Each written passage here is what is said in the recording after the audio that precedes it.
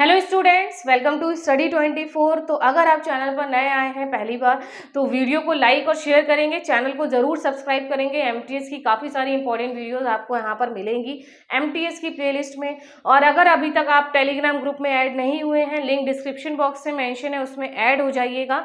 ठीक है, तो ये जो वीडियो रहने वाली है आज की बहुत ही इंपॉर्टेंट है। और एक जो नोटिस आपका वायरल हो रहा है उसको लेकर है। बहुत सारे बच्चे बार बार कॉल और मैसेज करके पूछ रहे थे क्या मैम अटेस्टेशन फॉर्म आने लग गए हैं, क्या डीवी के लिए डेट आने लग गई है, किसी रीजन की आई है।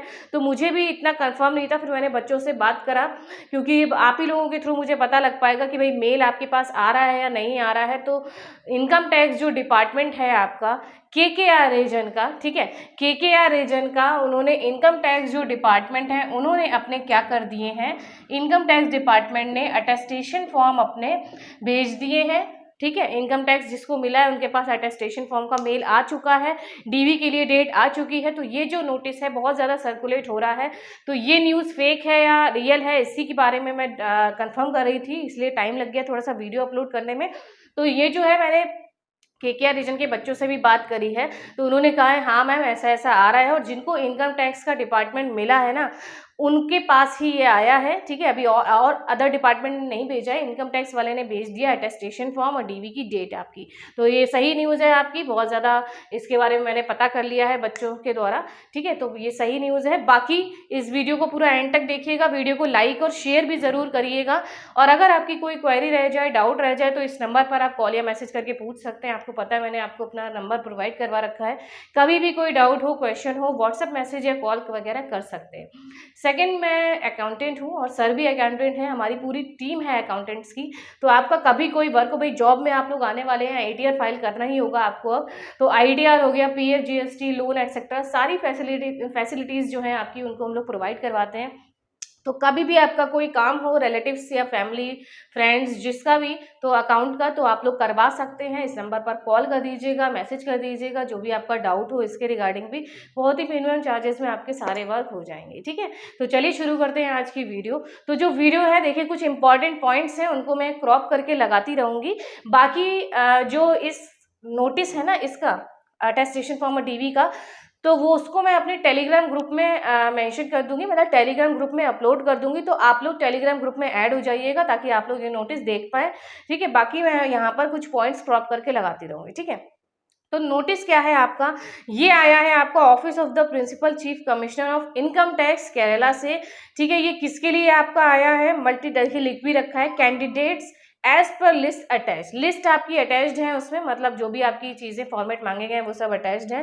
ठीक है, recruitment to the post of multitasking on the basis of SSC MTS staff 2022 regarding. ठीक है, उसके रिगार्डिंग आपका ये नोटिस आया है और आप डेट दे सकते हैं इस पर 27 अक्टूबर पड़ी है। और ये क्या हुआ है आपका केकेआर रीजन का, जब डिपार्टमेंट एलोकेशन भी नहीं हुआ था उससे पहले का आपका ये, तभी थोड़ा सा डाउट भी हो रहा था बच्चों को भी और मुझे भी कि ये रियल है या नहीं है।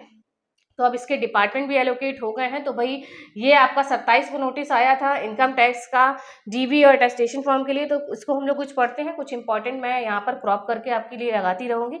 बाकी आपको पूरा नोटिस देखना है तो आपको टेलीग्राम ग्रुप में ऐड होना पड़ेगा। ठीक है, वहाँ पर आपको सारी चीज़ें मिल जाएंगी। तो देखिए क्या कहा गया कि with reference to the above it is inform that you have been selected by the staff commission for appointment as multitasking and allotted Kerala region. जिनको केरला रीजन मिला है इनकम टैक्स डिपार्टमेंट, उनके लिए ये नोटिस है आपका।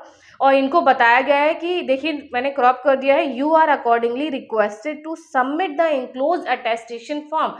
इंक्लोज मतलब जो इसके साथ आपके नोटिस के साथ उन्होंने लगाकर भेजे हैं, संलग्न करे हैं, इंक्लोज करे हैं अटेस्टेशन फॉर्म, ड्यूली फिल्ड करने हैं आपको। ठीक है, in duplicate to the under between 30th of October से 10th नवंबर तक ड्यूरिंग द ऑफिस आवर। ठीक है, ये आपको सबमिट करने हैं। देखिए इन्होंने बता दिया है कब सबमिट करने हैं, 30 अक्टूबर से, यानी कि आज आपकी 1 नवंबर हो गई है, 2 दिन आपके हो चुके हैं। 30 अक्टूबर से लेकर आपको कब करनी है, 10 नवंबर तक, ठीक है, 10 नवंबर तक, 30 अक्टूबर से 10 नवंबर तक आपको उनके ऑफिस आवर्स में जाकर ये आपके अटेस्टेशन फॉर्म सबमिट करने हैं और अपना डीवी करवाना है। डीवी के लिए जो भी डॉक्यूमेंट्स आपको चाहिए, तो ये भी एक अच्छी बात हो गई कि आपको एक ही बार जाना पड़ेगा, दो बार नहीं जाना है कि भाई अटेस्टेशन फॉर्म सबमिट करने हैं फिर डीवी के लिए जाना है, तो एक ही बार आपको जाना है। जो एड्रेस जहां पर जाना है वो आपका इस मेंशन है ऊपर, सबसे ऊपर इस नोटिस में, ठीक है। तो ये क्या कहा गया है कि आपको you are requested to appear in person before the office of the undersign at the address mention above, ठीक है, वहां पर आपको मतलब पर्सन जाना है, खुद जाना है अपने आप। और for document verification on the aforementioned dates and submit the following documents, ठीक है, कि भाई आपको डीवी के लिए भी बुलाया गया और कुछ जो डॉक्यूमेंट्स हैं वो आपको लेकर जाने हैं इस अटेस्टेशन फॉर्म के साथ। तो वो सारा मैं तो देखिए जितना होगा वो मैं यहाँ पर आपको कटिंग लगाती रहूंगी क्रॉप करके। बाकी आपको पूरा पीडीएफ देखना है तो टेलीग्राम ग्रुप में ऐड हो जाइएगा ताकि आपको वहां पर पूरा ये आपका फुल नोटिस मिल जाए, ठीक है। देखिए आपको क्या लेके जाना है, 2 कॉपीज और attestation form, copy enclose, fill in completely. क्या लेकर जाना है, चलिए फटाफट से हम लोग यहाँ पर लिखते रहते हैं कि क्या क्या आपको लेकर जाना है वहां पर डीवी के लिए। और मोस्ट इंपॉर्टेंट बात भाई यहाँ पर ओबीसी और ईडब्ल्यूएस का बिल्कुल क्लियर कर दिया गया है कि कब तक का आपको लेने के लिए जाना है। ओबीसी में आपको रिलैक्सेशन भी मिल गया है 180 डेज का लमसम, ठीक है, तो आपको उतना ओबीसी में रिलैक्सेशन दिया गया है। उसके बारे में भी हम लोग आगे बात करते हैं कि कौन सी डेट आपकी इसमें बताई गई है, ठीक है। तो देखिए क्या है, 2 कॉपीज ऑफ अटेस्टेशन। फर्स्टली आपको क्या लेके जाना है, 2 कॉपीज लेके जानी है। किसकी लेके जानी है, अटेस्टेशन फॉर्म की, जो आपके पास आया है उसकी आपको 2 कॉपीज लेकर जानी है, ठीक है, ये बात हो गई, ठीक है। सेकंड आपको क्या लेकर जाना है, कोई भी कॉलम आपको ब्लैंक नहीं रखना है और आपको एक आइडेंटिटी सर्टिफिकेट जो आपको गजेटेड ऑफिसर से साइन करवाना है, ठीक है। फिर क्या है, आइडेंटिटी सर्टिफिकेट, वो उन्होंने उसमें दे रखा है फॉर्मेट आपका। आइडेंटिटी सर्टिफिकेट क्या होता है भाई, आइडेंटिटी आपकी कि भाई मैं इनको इतने टाइम से जानता हूँ, किसी के थ्रू आप करवा सकते हैं गजेटेड ऑफिसर से कि भाई वो बताएं आइडेंटिटी आपकी, ठीक है, पहचान सर्टिफिकेट जो आपका हो गया वो आपको गजेटेड ऑफिसर से साइन करवाना है। और बाकी आपका कैरेक्टर सर्टिफिकेट हो गया, ठीक है। क्या हो गया आपका, हाँ, सेकेंड आपका दे रखा है certificate of character duly attested by the DM, district magistrate और सब डिविजनल मजिस्ट्रेट।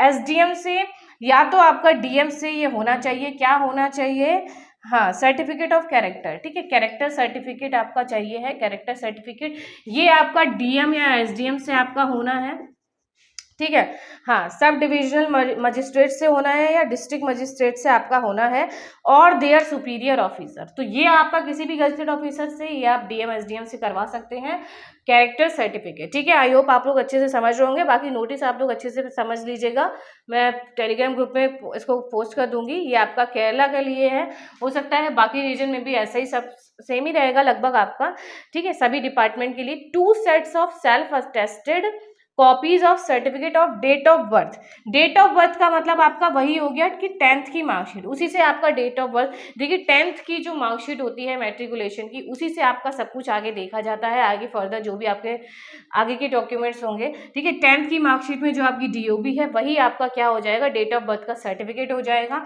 यही क्या हो जाएगा, डेट ऑफ बर्थ का सर्टिफिकेट। तो इसमें बिल्कुल करेक्ट डेट ऑफ बर्थ आपकी होनी चाहिए, जो इसमें है वही आपकी फॉर्म में भी फिल होनी चाहिए, वही आपके अदर डॉक्यूमेंट्स पर भी होनी चाहिए, ठीक है। तो इसके भी आपको क्या लेके जाने हैं, 2 सेट्स लेकर जाने हैं, ठीक है। नेक्स्ट आपका दे रखा है 2 sets of self attested copies of certificate of physical disability. कोई भी फिजिकल डिसेबिलिटी है, आप पीएच के कोई है तो उसकी आपको 2 कॉपीज लेके जानी है। सेम इधर भी, जैसा कि मैंने आपको जब डॉक्यूमेंट्स रिक्वायर्ड वाली वीडियो बनाई थी कौन कौन से डॉक्यूमेंट्स चाहिए, तो मैंने आप लोगों से वहां पर भी कहा था कि सभी की 2 कॉपीज जरूर लेकर जाइएगा, ठीक है, तो ताकि कोई आपको प्रॉब्लम ना हो, किसी चीज की कमी ना रहे। 2 कॉपी, और यहाँ पर भी 2 कॉपीज मांगी है। और यहाँ पर आपको क्या करना है, सेल्फ अटेस्ट। सेल्फ अटेस्ट मतलब अपना नाम लिखना है, साइन करने हैं, वही आपका सेल्फ अटेस्ट हो जाएगा। किसी के द्वारा अटेस्टेशन आपको नहीं करवाना है, सेल्फ अटेस्ट करना है, ठीक है। तो इसकी आपको 2 कॉपी लेकर जानी है। कास्ट शेड्यूल का मतलब जो SC ST EWS क्या दे दिया इन्होंने, फाइनेंशियल ईयर किसके लिए, 2022 से इस वैलिड ईयर के लिए। ओबीसी का इशू, देखिए यहाँ मोस्ट इंपॉर्टेंट पॉइंट आपका किसके लिए, ओबीसी के लिए, बहुत इंपॉर्टेंट है, इसको ध्यान रखिए कि ओबीसी की इन्होंने डेट आपको बता दी है कि कब तक का होना चाहिए आपका। देखिए अच्छा यहाँ पर मैं लिख देती हूँ, ठीक है, यहाँ पर तो दिख रहा होगा आपको 25 फरवरी 2020 से इन्होंने डेट दे रखी है, 25 फरवरी 2020 से 23 अगस्त 23, ठीक है, 23 अगस्त 2023, यानी कि आपका फॉर्म जो था, अगर क्रूशल डेट की बात करी जाए तो वो फेब में शायद 23-24 फरवरी 2023 तक आपकी क्रूशल डेट थी, और इन्होंने लगभग आपका 180 दिन का रिलैक्सेशन देके 23 अगस्त तक का आपका डेट होनी चाहिए, ये आपका बता दिया गया है कि इस डेट का आपका होना चाहिए, किसका इशू होना चाहिए, यहाँ से यहाँ तक आपका ओबीसी सर्टिफिकेट। तो ओबीसी का डाउट जो हो बच्चों को कि भाई बाद वाला होगा या नहीं होगा, तो देखिए यहाँ अगस्त तक का अगर आपका है तो बिल्कुल होगा, कोई प्रॉब्लम नहीं होने वाली है। और अगर आपका इसके बाद का भी है फिर भी आप फिर तो आपको जो है वही लेकर जाना है, फिर वो डिपार्टमेंट आपके बताएंगे कि आपको क्या करना है, कुछ अलग से बनवाना है या क्या आपको आगे उसके बारे में करना पड़ेगा, क्या सोल्यूशन होगा। बाकी तो यहाँ तक का है तो कोई भी आपको प्रॉब्लम नहीं होने वाली है, ठीक है। ये आपका हो गया benefit of relaxation available to ex serviceman, भाई एक्स सर्विसमैन के बारे में सब बताया गया है।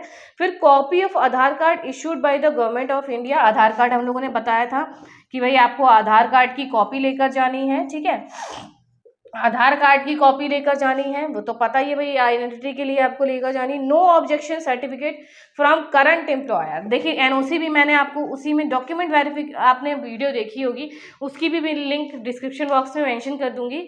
डॉक्यूमेंट्स कौन से रिक्वायर्ड हैं डीबी के लिए, तो मैंने एनओसी बताया था कि अगर आप कहीं पर जॉब कर रहे हैं तो नो ऑब्जेक्शन सर्टिफिकेट आपको वहाँ से लेना पड़ेगा, तो एनओसी इन्होंने बताया है वो आपको लेना है, ठीक है।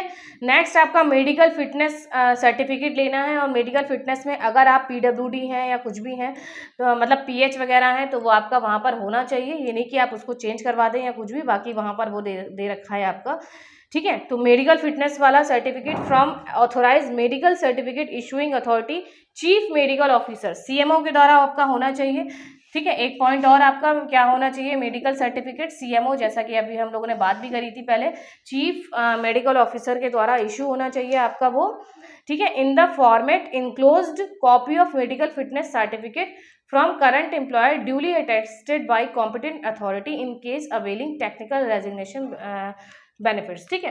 क्या बताया गया है कि सीएमओ के द्वारा आपका होना चाहिए यहाँ पर, और दूसरा फॉर्मेट वो होना चाहिए जो आपका इन्होंने इस नोटिस के साथ जो इंक्लोज करे हैं डॉक्यूमेंट्स, वो आपके होने चाहिए, यानी कि पहले से आपको कुछ भी मेडिकल नहीं बनवाना है। जब आपका अटेस्टेशन, देखिए अभी तो ये एक ही रीजन का आपका आया है, वो भी सिर्फ एक ही डिपार्टमेंट का, इनकम टैक्स का, बाकी आपके जब भी आएंगे तो जो अटेस्टेशन फॉर्म के साथ आपका जो फॉर्मेट होगा वही आपको उसी फॉर्मेट में बनवाना है, इन्होंने साफ इधर यहाँ पर पॉइंट में बता दिया है, ठीक है। नेक्स्ट आपका फॉलोइंग पॉइंट्स में आल्सो भी नोटेड, इन्होंने कुछ और पॉइंट्स बताए हैं कि name of the candidate, father name, mother name filled in the application form should be as per matriculation certificate, जैसे भी अभी हम लोगों ने बात करी थी कि जो 10th की मार्कशीट होती है वो आपका बेस है, उसी के ऊपर आपके सारे डॉक्यूमेंट्स होने चाहिए, वही आपका एक क्या बोलते हैं चेक करने का वो हो गया आपका, कि इसी के बेस पर आपकी सारी चीज़ें चेक करी जाएंगी, फादर नेम, मदर नेम, अगर किसी के भी नेम में फॉर्म में कोई मिस्टेक हो गई है तो आप एफिडेविट ज़रूर बनवा लीजिएगा, डीओबी आपकी बिल्कुल सही होनी चाहिए, ठीक है। हाँ, तो नेम में अगर कोई मिस्टेक है तो आप लोग बिल्कुल बनवा लीजिएगा। नेक्स्ट पॉइंट है date of birth field in the application form must be as per matriculation, in case of any mismatch candidature will be rejected. देखिए किस बात पर आपका कैंडिडेचर रिजेक्ट हो सकता है, जब आपकी डेट ऑफ बर्थ 10th की मार्कशीट से मैच नहीं कर रही है, जो आपने फॉर्म में फिल करी है उसका कोई सॉल्यूशन नहीं है, उसके लिए कोई एफिडेविट आपका नहीं काम करेगा, फिर आपका कैंडिडेचर रिजेक्ट कर सकते हैं कि भाई ये फ्रॉड है, या वो फेक भी बोल सकते हैं, फेक है, क्योंकि 10th की जो मार्कशीट है वो डीओबी आपका डेट ऑफ बर्थ सर्टिफिकेट हो जाएगा 10th के लिए, तो वही आपका बिल्कुल सही डीओबी आपकी फॉर्म फिलिंग में होनी चाहिए, नहीं तो ये आपका कैंडिडेचर रिजेक्ट भी कर सकते हैं, ठीक है। इन्होंने साफ इस पॉइंट में मेंशन कर दिया है, the candidate should possess the essential qualifications as on the crucial date, कि जो क्रूशियल डेट आपकी वही जो फॉर्म फिल करने की लास्ट डेट होती है उस डेट तक आपका सारे जो एलिजिबिलिटी है, जैसे कि आपका जो भी आपने 10th वगैरह है ये सब आपका हो रखा होना चाहिए, जो भी उन्होंने मांगी हैं वो सब आपका क्रूशियल डेट से पहले का सब होना चाहिए, यानी कि आपकी जो जिस इंस्टीट्यूट से आप कर रहे हैं रिजल्ट आपका आ जाना चाहिए, ये सब वगैरह ये इस पॉइंट में आपका दे रखा है, ठीक है। और बाकी SC/ST का आपका कॉम्पिटेंट अथॉरिटी से आपका सब कुछ इशू होना चाहिए, वो भी दे रखा है। फिर OBC के बारे में एक और पॉइंट दे रखा है, in respect of OBC the extent guidelines regarding creamy layer status to be followed strictly. ठीक है, OBC सर्टिफिकेट, वो क्रीमी लेयर के बारे में बताया गया, उसमें अगर आप हैं तो कोई रिलैक्सेशन नहीं मिल रहा है, NCL का होगा। OBC certificate should be issued as, देखिए अगर कोई फीमेल OBC है, ये पॉइंट ध्यान रखने वाला है कि अगर कोई फीमेल है OBC तो वो क्या करेंगे, अपने फादर के बिहाफ पर क्या करेंगे, उनका बता रखा है यहाँ पर कि in case of female OBC candidates OBC certificate should be issued as daughter of carrying her father's name, आपके फादर के नेम के अकॉर्डिंग आपका OBC सर्टिफिकेट बन जाएगा। ठीक है, अगर फीमेल है कोई OBC तो उनका फादर के नेम पे कि एज डॉटर ऑफ आपके फादर का नेम, उसके अकॉर्डिंग आपका OBC हो जाएगा। ठीक है, EWS के बारे में देखिए, ये पॉइंट दे रखा है। अभी तो OBC के बारे में हम लोगों ने पकड़ लिया, मतलब पढ़ लिया है। ठीक है, अब हमारा क्या दे रखा है, EWS के बारे में क्या दे रखा है, कहीं पर जगह बची नहीं है, यहाँ पर लिख देती हूँ मैं। EWS के बारे में एक और पॉइंट आपका पूरा इन्होंने बताया है कि in case of EWS candidates it must be insured that she possesses the income and asset certificate valid for the financial year। Valid year क्या दे रखा है, देखिए वैलिड क्या बता दिया इन्होंने, 22-23, जैसा कि हम लोग कह रहे थे 22-23 आपका सही है बिल्कुल। और issued on the basis of income for the financial year 21-22। ठीक है, जो भी डाउट्स थे वो सारे क्लियर हो चुके हैं इस नोटिस के बाद आने के बाद, कि भाई वैलिड ईयर आपका 22-23 ही रहने वाला है और फाइनेंशियल ईयर आपका 21-22 रहने वाला है। यहाँ का आपका होगा तो कोई प्रॉब्लम नहीं होने वाली है। फिर से मैं बोल रही हूँ, अगर यहाँ का आपका नहीं है या 23-24 वैलिड ईयर आपका हो गया है, फिर भी आप तो फिर वही लेकर जाइए, और फिर हो सकता है डिपार्टमेंट आपको कुछ और चीज़ें लाने को बोलें या कुछ एफिडेविट बनवाने को बोलें, या ये बताएं कि भाई आप कुछ लिखवा कर लाइए कि इससे पहले भी आप इसी EWS में ही थे, या इससे पहले भी, या इसके बाद भी आप, या इससे पहले भी आप OBC में थे। तो अगर आपका इस पर्सपेक्टिव में नहीं है, जो उन्होंने दे रखा है यहाँ पर नहीं है, इसमें आपका सर्टिफिकेट, तो डरने की ज़रूरत नहीं है। आप जाइए आराम से, जो भी आपके पास है वो लेकर जाइए, और वहाँ पर वो कुछ जो भी आपको बताते हैं कि इसके साथ ये लिखवा कर लाइए या ये एफिडेविट बनवाइए, तो आप लोग को टाइम दे दिया जाएगा, आप लोग बनवा लेंगे, तो उसमें घबराने वाली कोई बात नहीं है। ठीक है, बाकी ESM का आपका दे रखा है सब यहाँ पर, ESM का नेक्स्ट पॉइंट दे रखा है इन केस ऑफ। ठीक है, नेक्स्ट है आपका इन case of candidates with PWD के बारे में बताया गया है, वही कि आपको उसमें होना है, वही सर्टिफिकेट आपको दिखाना पड़ेगा वो सब। ठीक है, बाकी ये सब आपका था। और ये भी बताया गया है कि अटेस्टेशन फॉर्म के लिए आपको कोई भी क्या नहीं मिलने वाला है, एक्सटेंशन नहीं मिलने वाला है, कि अटेस्टेशन फॉर्म सबमिट करने के लिए आप कि 10 तारीख तक है ना, 30 से 10 तारीख तक आपका सबमिट करना है, तो कोई एक्सटेंशन आपको नहीं मिलने वाला है। अगर आपको ज्वाइन नहीं करना है तो उस अटेस्टेशन फॉर्म को रिटर्न कर दीजिए, जो आपका रीज़न है उसको लिखकर। ठीक है, तो ये आपका पूरा नोटिस आया था। आई होप आप लोग अच्छे से समझ गए होंगे। KKR रीजन का इनकम टैक्स डिपार्टमेंट ने अपना भेज दिया है अटेस्टेशन और DV के लिए।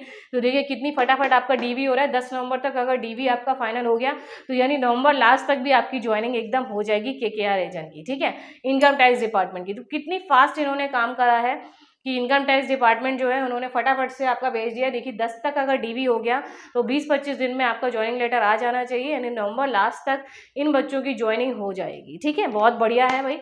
और बाकी अदर रीजन के भी बिल्कुल आने वाले होंगे, और बाकी किस तरीके से आपका अटेस्टेशन फॉर्म फिल करना है उस पर भी मैं एक वीडियो लेकर आऊँगी। ठीक है, तो चैनल को ज़रूर सब्सक्राइब कर लीजिएगा ताकि आपके पास लेटेस्ट इन्फॉर्मेशन का नोटिस आता रहे, और टेलीग्राम ग्रुप में ऐड हो जाइएगा। ये नोटिस मैं उसी पे शेयर करने वाली हूँ, उस पर अपलोड कर दूंगी, तो आप लोग देख सकते हैं वहाँ पर अच्छे से। ठीक है, तो मिलते हैं फिर शाम को लाइव में। 9 बजे डेली लाइव होती है, आपको पता है, लाइव डिस्कशन सेशन। नंबर आपको बताया है, कोई डाउट हो आप लोग पूछ सकते हैं। फिर मिलते हैं नेक्स्ट वीडियो में, तब तक देखते रहिए वीडियोस। और काफ़ी सारी वीडियोस जो हैं मैंने रिजल्ट के बाद जो अपलोड करी है आप लोगों के क्वेश्चंस पर, MTS की प्लेलिस्ट में आपको मिल जाएंगी, वहाँ पर आप लोग जाकर देख सकते हैं।